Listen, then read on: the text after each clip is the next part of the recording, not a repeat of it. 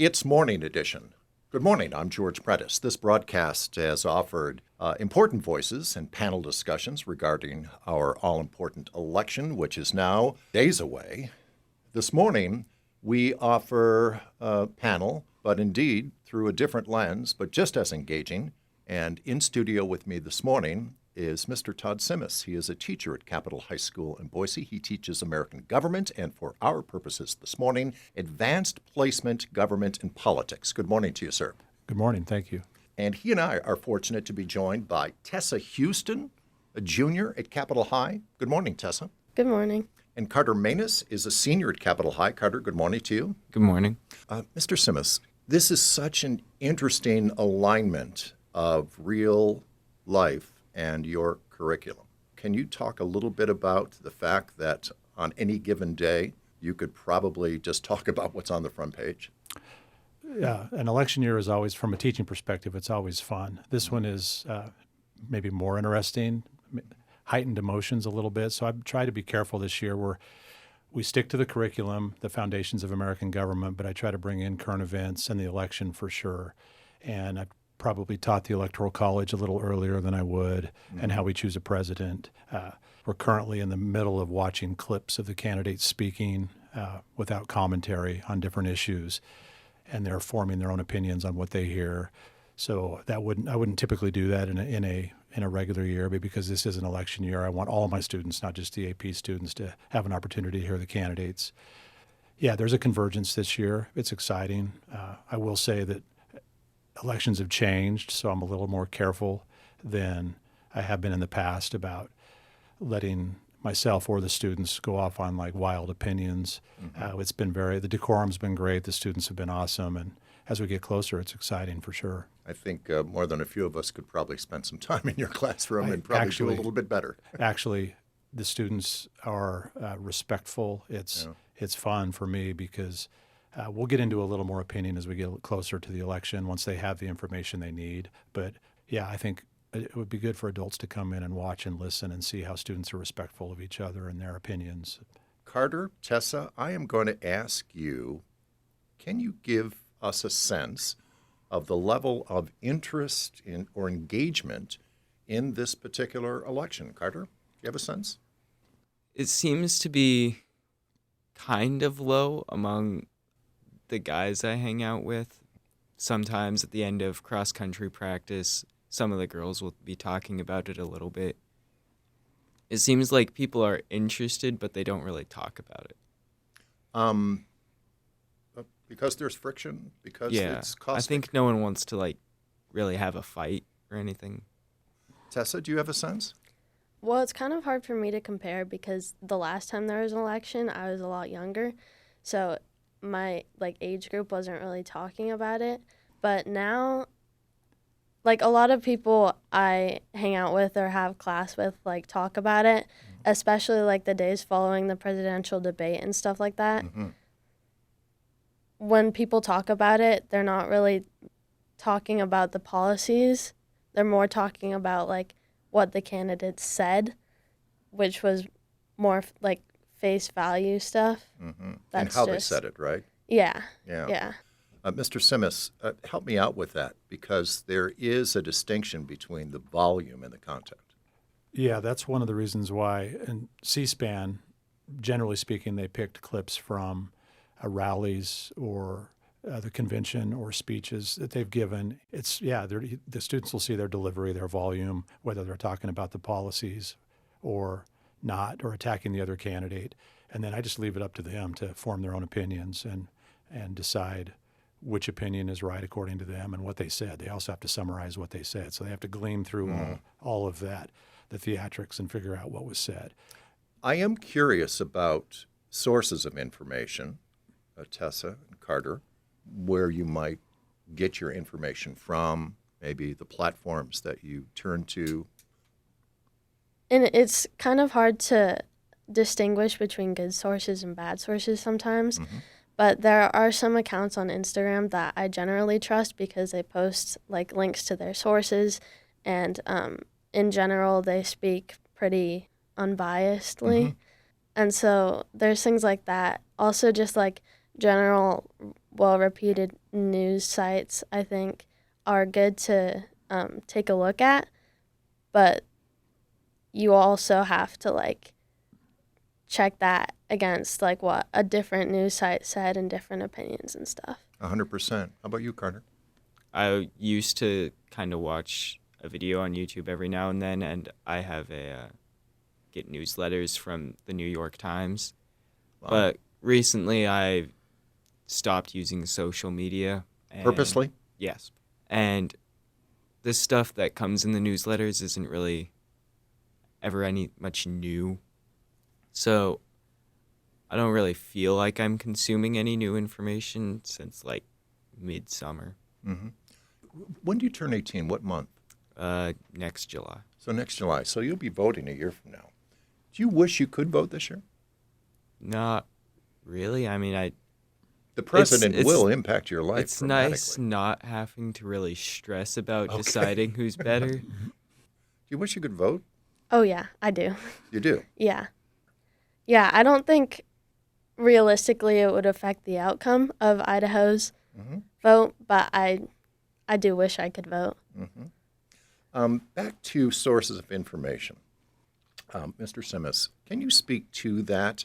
Because you are in a position to help us, certainly help your students with verification, looking for trusted sources, et cetera. How do you deal with that? Well, I try to model it a little bit. So if I show them a news clip, I try to always give them the source or where it came from at some point, either before or after the clip. I do tell them to check when we're watching these clips I've talked about. I do tell them to fact check.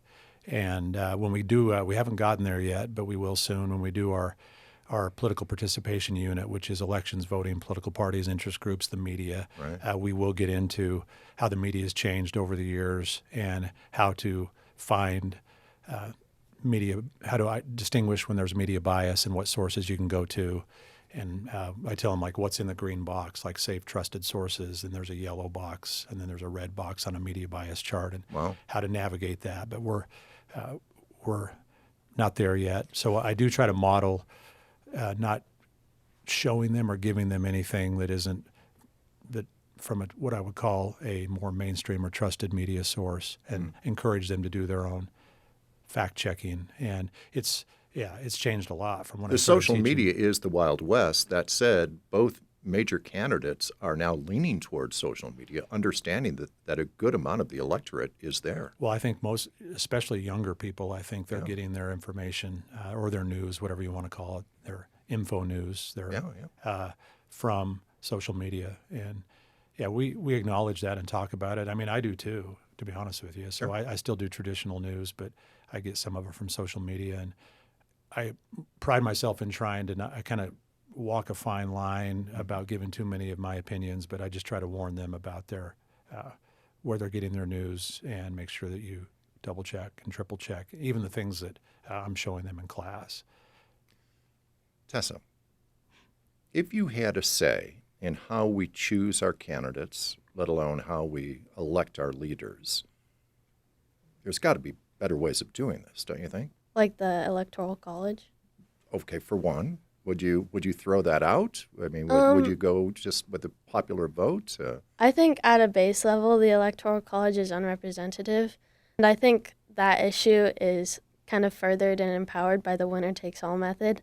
I'm very fundamentally against that method. It basically like dismisses and erases up to half of a state's population's votes.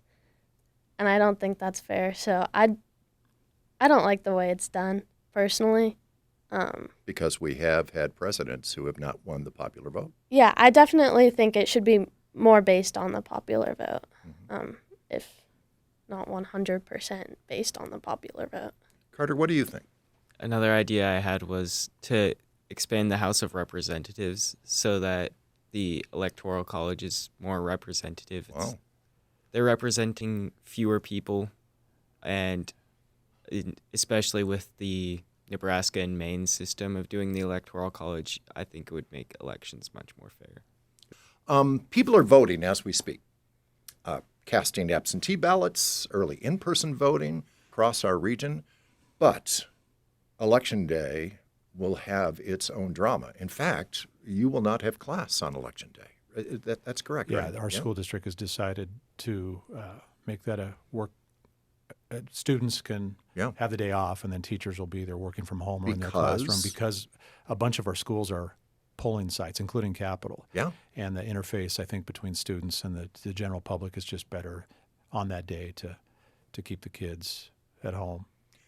Tessa, give me a sense of how you're feeling about this election. Are you anxious? Are you excited? How are you feeling about this?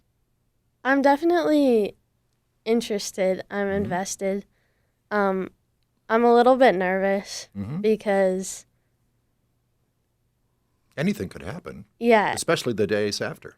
yeah, and I think the reaction from some people will be maybe unpredictable. Dramatic. Yeah, Yeah. I think that could be not great. Not our finest moment. Yeah, not our finest moment. Yeah. I'm curious to see what happens. How are you feeling about this? I'm a little nervous. I just hope it stays civil. Can just kind of be a smooth transition. You will have your work cut out for you in the days following the election, no matter what, much like my profession, where we'll all need to take a breath. You're probably thinking about that. Yeah, it'll be navigating something new, not having the students in school on Election Day, because I always have, and that's been an exciting day. And but that day after. Yeah, the day after, we're just predicting now what that night and the next day might be like, because we're not sure if there'll be a decisive win or if states will still be counting, because the formula, how they count votes, early votes, same day votes. So if we're in limbo, the next day on that Wednesday on who the next president's going to be, we'll just have to urge caution and let states continue the process of counting and try to kind of wade through the weeds and again go back to where you're consuming your news and see, because it could be days. We talk often in our classes about how in the system that we have, how this year it seems like it's 7 states, and if those 7 states that are the deciders, if they're close, and depending on how they count their votes, it could be days. So we're going to have to urge caution and patience, and I'll certainly be doing that in my classes. There might be some anxious students. I don't think anybody wants chaos and disorder, and if that's being sowed, then we need to be careful and urge patience and cautious. For certain. He is Todd Simis, teacher at Capitol High School in Boise. Tell me something about Mr. Simis as if he's not here. He's very good at remaining objective, like in talking about politics. It's refreshing that it's not like super opinionated. Mm-hmm. You can trust it a little more than everything else. Mm-hmm. Tell me something about these extraordinary young voters of the future. Yeah, first of all, I chose these two because they've displayed academic talent when they discuss things in class or when they, like in their written work, there's effort put into it, there's thought put into it. As we get a little closer, I think I'll open it up maybe to a little bit more of opinion from them, not from me, as they have as they have some information. But I wish this election was maybe more like the elections that I had a chance to be a teacher in the 90s and the early 2000s, where you felt like you could dive into the issues and have a nice, civil discussion and not be worried about either outside influence or where they're getting their news and things like that. So, we're being cautious and careful, but also educational and try to be unbiased. And I appreciate that, because I do work hard at that. And never my opinion, but we'll probably get into a little more how they feel about the election and some of the issues as it gets a little closer. Tessa Houston, a junior at Capitol High, and Carter Maness, a senior at Capitol High. Great good luck to the two of you. We can't wait for you to make our world a little bit better, which we're certain you will, and that will include when you vote. But for now, thanks for giving me some time this morning. Thank you. Yeah, thank you. Appreciate it.